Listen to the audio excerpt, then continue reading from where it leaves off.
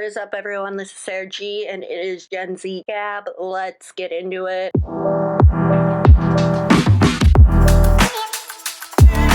And I know a lot of people were expecting, I think, Dr. Courtney Tracy to be on today, but she had a family emergency, and therefore we had to reschedule. But don't worry, we will get it on the calendar again soon. And just please keep her family in your thoughts if you have time to do that. So anyway, I'm just gonna move on to Monday mood, which is actually a very rare, strange moment of me revealing a little more about where I went to college, etc. But because this is such a funny moment, I'm pretty sure that anyone that's watching college basketball right now will know this.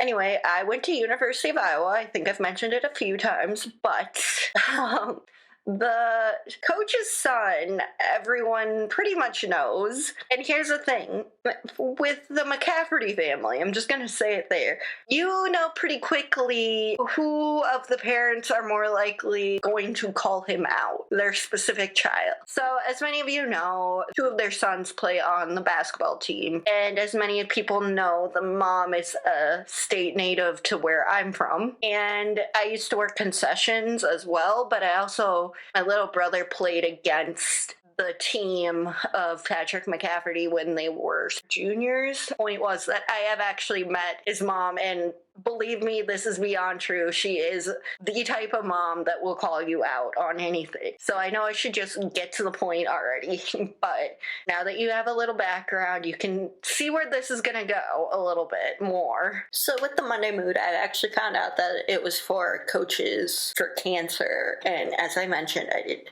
a little bit of, dance marathon. So I just wanted to clear that up before. So for the Thursday night, January 26th game, they were all supposed to wear suits. But of all the kids to not have a suit, you wouldn't believe it, but it, of course, is the coach's son. And here's the bigger twist of it all. He forgot his pants. So he comes on in his tracksuit and everything, and there's the announcer announcing to the whole public exactly what's happening. And here's the thing, the mom stops him on his way in, the announcer, and tells him everything, and then the announcer calls it out. So that is just, if you needed something to brighten your day, even though it's a little embarrassing and parents, whatever, there you go. It is very, very interesting. Also, Dance Marathon is coming up. If you don't know what that is, it's for raising pediatric cancer awareness. And yeah, so if anybody asks you to donate, you could consider it. It is a great cause. I was a part of it for the 3 years. Yeah, just consider it. And remember, kids, especially because we're in our 20s still, our parents will never stop calling us out. You always know that. Mine would be my dad, but that's okay, at least you have one. So moving on from that, I was going to talk a little bit about some generational stuff, I think, but I'm going to wait on that. I have had a lot of things on my mind. As many of you know, technology issues, again, algorithm issues, and just in general, I have no idea what I'm doing with my life, and I still have the winter blues, and I'm still trying to move on and move forward. As usual, we should definitely be talking about some things in the news, like keeping Peru in your thoughts, as well as what's going on in the AAPI community. Please, guys, check on your friends. I will put some resources if you need help.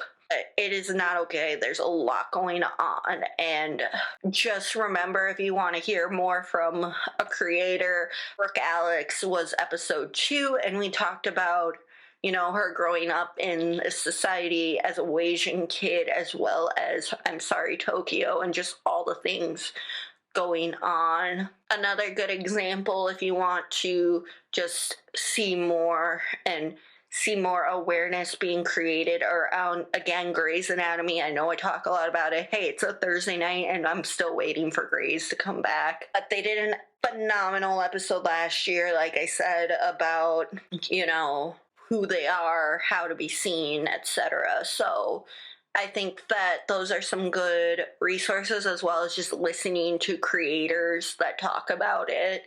Like Annie Wu is another phenomenal person, aside from, like I said, Brooke Alex. There's Yanika Mafar and her boyfriend. She talks about Iran. She's Western Asia, but that still fits into as Iranian AAPI, and she is as well an advocate for what's going on still in Iran. So moving on from that, I think I'm going to talk a little bit just about my technology, which is always so fun for me. Anybody who's out there who knows who's producing their own, being a solo person when it comes to podcasting or anything, doing it all by themselves, I applaud you. Because shit is hard. Life is hard. I don't really know what else to say except for Again, so Final Cut Pro, which I know people have a love-hate with, but I also have a love-hate with Adobe, but I use Final Cut Pro because I've got a MacBook. Anywho, Final Cut Pro loves to just, no matter how small I can make a file, it loves to crash on me and tell me that I'm out of extra room, even though I already have an extra hard drive. I have an extra this, I have an extra that. I try. I'm so, though, sick of it. It just shuts off and shuts down. So anyway, I'm going to the Apple Genius Bar. Let's see what happens. I've updated my software. I've tried to create more space. Heck, maybe I do need another one of these terabyte things to work out, but I don't know. And I'm very freaked out right now because the last thing I need is more things to spend money on that I don't already have, that I've already spent money on for other things. And, just trying to get by, as you can see, and as I've talked about with multiple people, and it's just, again, so frustrating. It's not like saying it's tough to be me and all that stuff, or poor me. It's just the reality of trying to do everything. And when people talk about self-made, this is what self-made looks like. And it sucks a lot of the time, but you just gotta keep moving forward. Like Disney said, and I know Disney has its own issues, but if we keep moving forward, then the payoff may eventually happen. Obviously not as quick as we would want it. And yes, but that's kind of where I'm at. I also, though, have found myself multiple moments this week with trying to figure out what's going on with my computer. That's why the YouTube vlog version of my episode 37 has not come out yet, because it's just been a roller coaster and I don't know what my next step is. So we just keep everything that I do here, aside from, a list of things that I do for, planning for a podcast. Pretty much everything in my life is improvised now. So yeah, we're good there. Also, I need to clean, I need to do all this stuff, and I just don't have the executive function for that. Speaking of which, my dad and I had an interesting conversation, and I very rarely want to talk about my parents, but I complained about my mom with the list, but here it is, Dad, even though you probably don't want me to say this, but he and I were talking about ADHD and family stuff earlier today. And you know what? I actually, though, know he was not meaning this in any way. But do you know that, like, when you have ADHD and just, how you get so angry, sometimes you just start to, like, panic or cry or scream or whatever. Well, anyway, I was trying to say to him, I think that it's genetic, and I think that both my parents have it. I think my mom has more of the inattentive type. Yes, she's very type A, and I think she has some OCD with how she writes lists and stuff, but I totally My dad totally has ADHD. He totally has the same type as me, which again, he doesn't believe and whatever, and that's a different story, different generations, which we could talk about just how the generational between Gen Z and Gen X parents are. But either way, it's just very interesting. And then he said, oh, your mom will blame it on my side. Well, I'm sorry, but his side has a little more of the stereotypical features. I'm not going to say, though, that her side doesn't have any. And I think that our whole, as a whole, which I will talk about later, you know, parents saying we all have a little bit of it, that just adds to why I think that we for sure have it on both sides. Anywho, that being said, he goes, everybody wants to put a label on something, and I just got so quickly to say, no. The label and the openness of being talked about is what's normalized now. Nobody likes having these things. Everybody wants to be normal, okay? Like, this is not a thing. This is not a good thing. Like, it's debilitating to live with. It's not cute. It's not quirky. It's, the more people that talk about it, is just becoming more normalized. But it is not, I repeat, not something that, you know, everybody just wants to have a label on them. No. And that's so old-fashioned thinking. And again, growing up, I did not have the easiest time. And, you know, now I'm just finally getting the right things in the right places, the right medicines, the right tools. You know, I got the right diagnosis when I was young enough, but it was just never fitting. Where, you know, they weren't going to give me the right types of meds, etc. So then they set it up to an inattentive. And that really bothers me because, again, the hyperactive girl is so different still from the hyperactive boy. And I know people are going to say, well, gender's whatever. Like, yeah, but I'm just saying, like, looking at it in the way that we have this just thought process that goes along with things, it's just, no, we're not gonna do that. We're not gonna. So I do want to talk about a little bit more just different things, obviously, and that I do appreciate if, you know, I say you can ask me anything, you can do a Q&A. I just want to put it out there again in case people are curious or want me to mix up a little bit the podcast, because I personally, I can make a list, I can, you know, just improvise, etc. But I do kind of want to hear what a lot of you people, listeners out there want, because, well, I guess in another way, I'm a lot like Red and Kitty. Red especially right now, when I'm saying I'm making it up as I go along.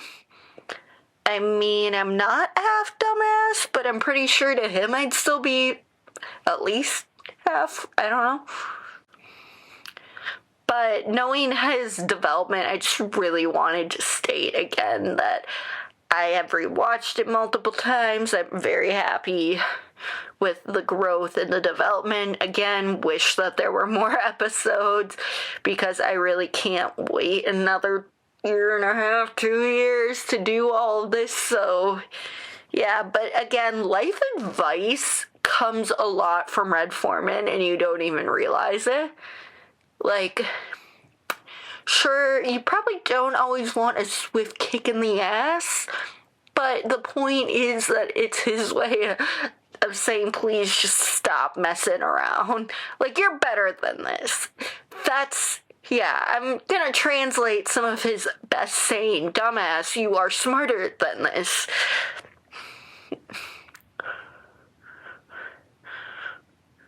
And, you know, you can see that with, he's still softer with these kids than he was in the 70s, because that's the marshmallow grandpa. But it's just so funny, because it's like, people say how Kurtwood is so different from his actual character, which makes sense. But everyone's forgetting that are saying that Red and Kitty ran this show.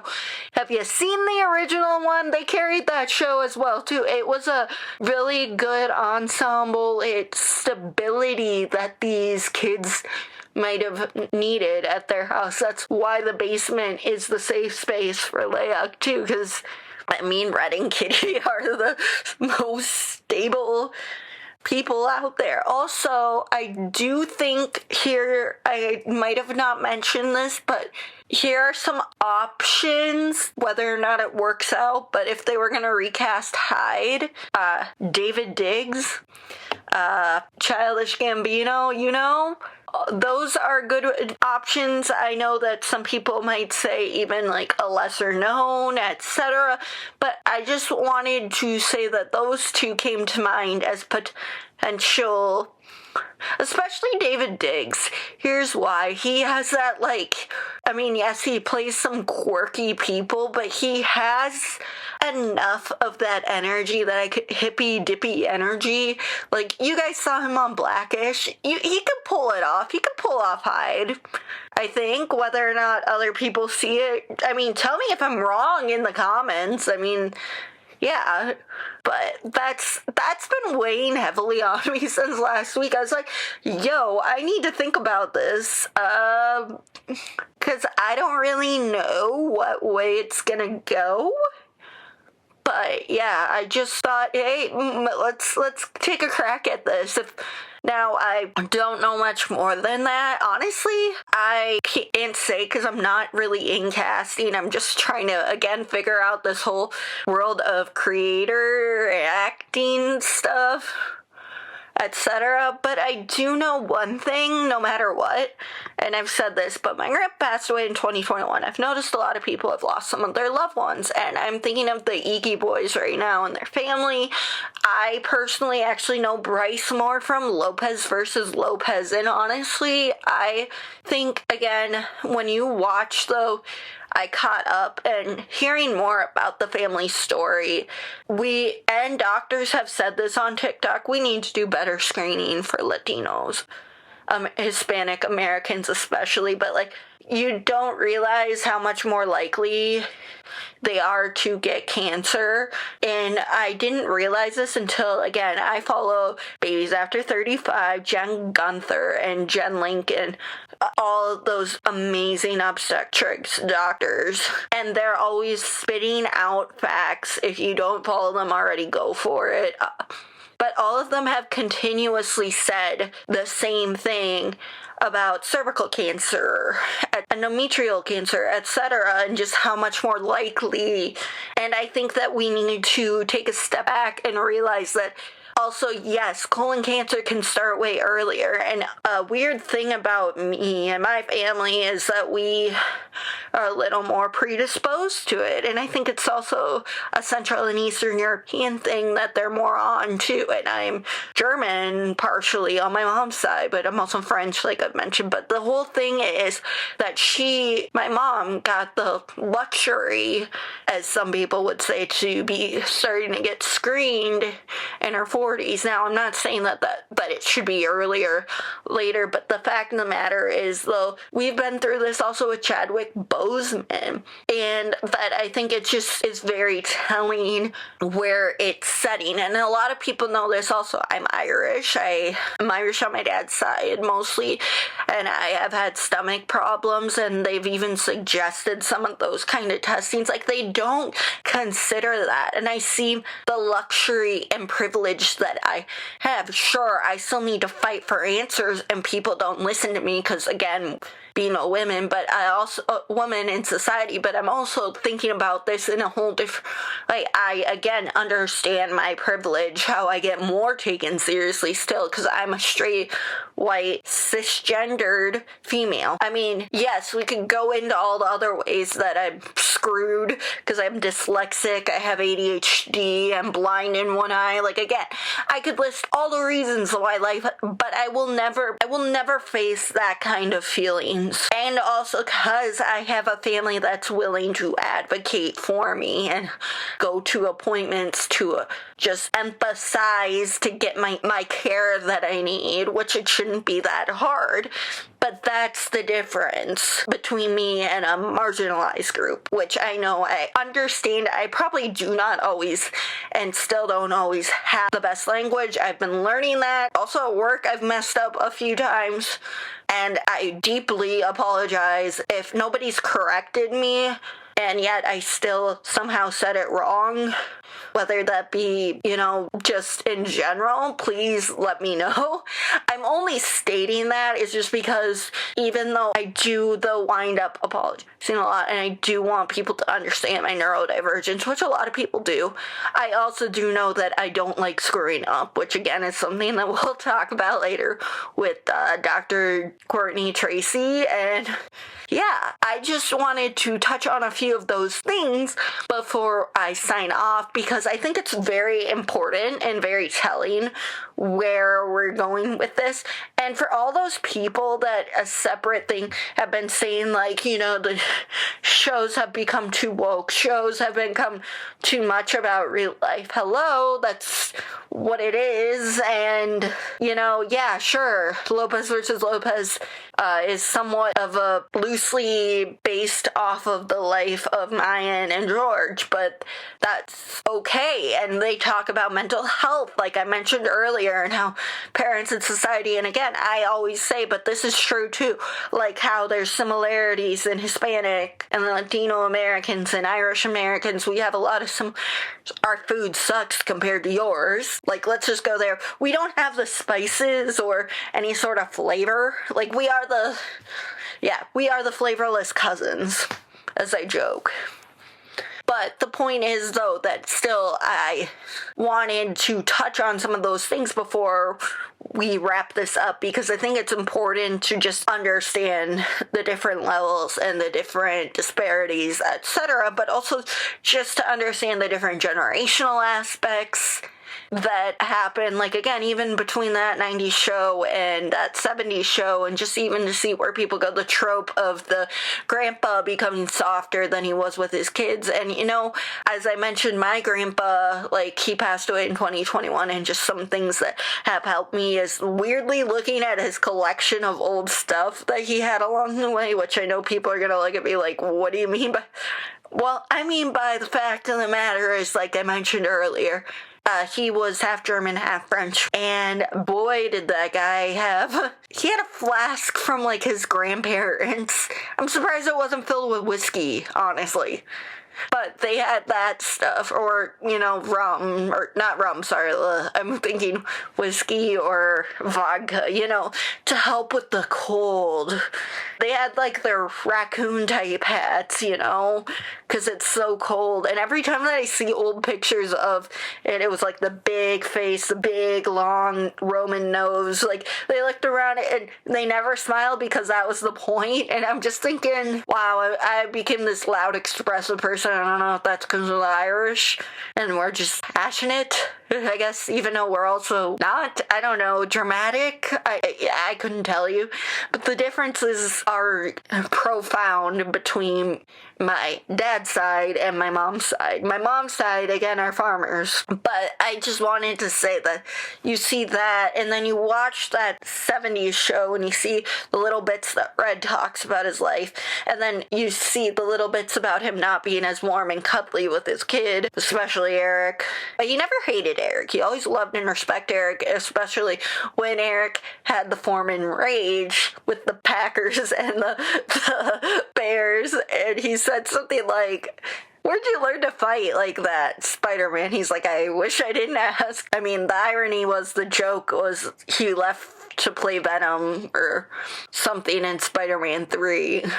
But yeah, it's just so funny because, again, even when you watch it as an adult, you're like, no, Eric is a softer version of Red, which is yes and no, but that's because Kitty is his mom and is more gentler in the parenting. But when you see Leia, she is the perfect mix of actually Red and Anna, except for she is Eric's in a lot of ways with his, like, nerdiness, but she hates Star Wars, she hates this, she does go out of her way to call people dumbasses, like I said last week, so she's way more of her grandpa than she than anyone would think, and I think that that's very telling. Like, if Eric had been more like Leia, I just wonder how that would have worked out. But I do think that, it's very interesting to watch that. And my grandpa wasn't as huggy and warm and loving as, he was very easygoing, and my mom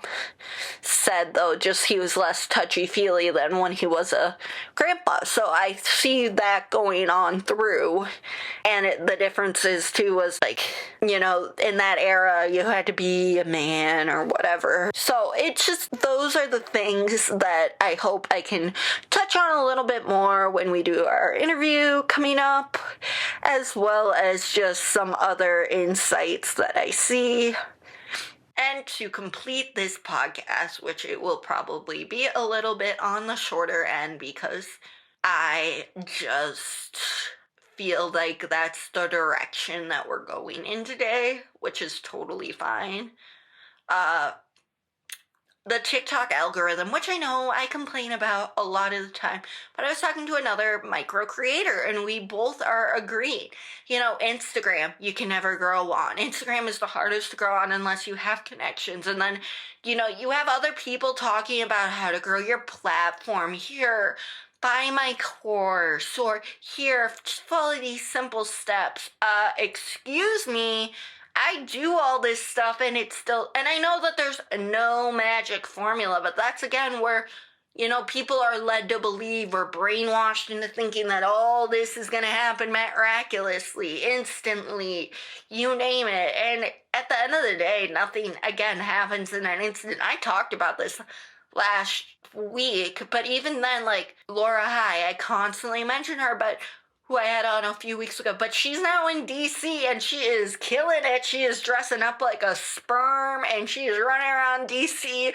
She doesn't get why congressmen don't want to talk to her, because trust me, I think she'd be very entertaining right there. But she's working on donor conception, and obviously it's been a long time to get her message out there, but she's doing what she needs to do. She's advocating, she's fighting, she's winning the fight. And again, I'm beyond proud of her, and I love that she can do it even in a comical viewpoint. And it's just so phenomenal, the work that she's doing, aside from just her stand-up routine and her willingness to not stop fighting. So that, yes, if you haven't seen her latest TikToks, you should go and watch them now. She did one inspired by Rafiki's It Is Time, and I think we all know it is time.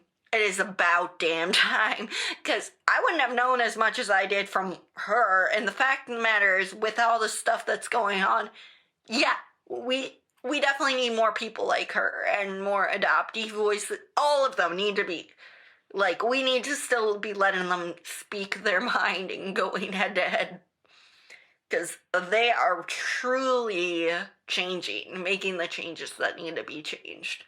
So, but aside from that, I have been trying so hard with, my reactions, my point of views, which I guess are still kind of reactions.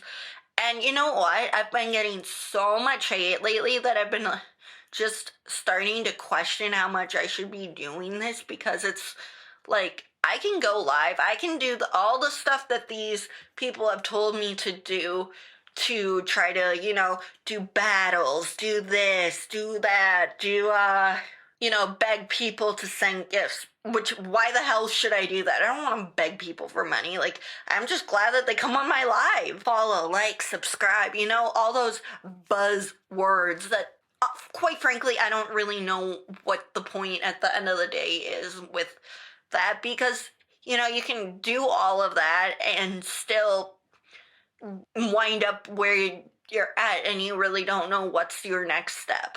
And I truly wish I could help more people who are around here, but again, I can say the same things, and I get angry when my family gives me the same advice, because at the same time, it's just a merry-go-round that doesn't end, or a carousel, blah, blah, blah, or the hamster wheel that just non-stop, because nothing is going the way that anyone would probably expect or think, and it's just a part of life.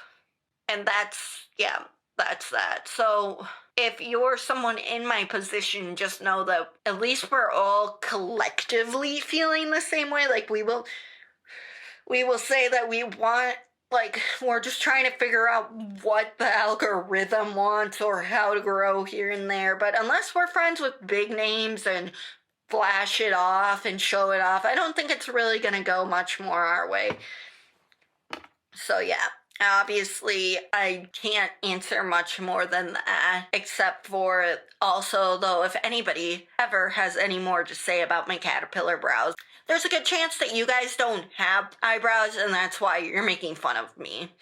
And you know what? I don't care anymore. My eyebrows are bushy and lovely, and you know what? They're here to stay. I'm not gonna wax them off. I'm not gonna shave them off. And also, I've seen those same people comment on kids with the terminal illness, Sanfilippo, might I add again, who have bushy eyebrows. This is not a result of that. I don't know what it's a result of. I don't really know. Like I said, my ethnicity doesn't really say that I should have them. But aside from that, leave anyone alone. You're just jealous and move on. And I know, as much as we all hate Taylor Swift, or even to just quote Taylor Swift for anyone who knows me, because it's just like the typical white girl feminist approach of life. Lovely, WWW. To shake it off. I do. Okay, whatever. Please make sure to hit like, subscribe, obviously, like I just mentioned there. And we will see you next week. This has been GenZ-Gabz, episode 38. Follow along for more.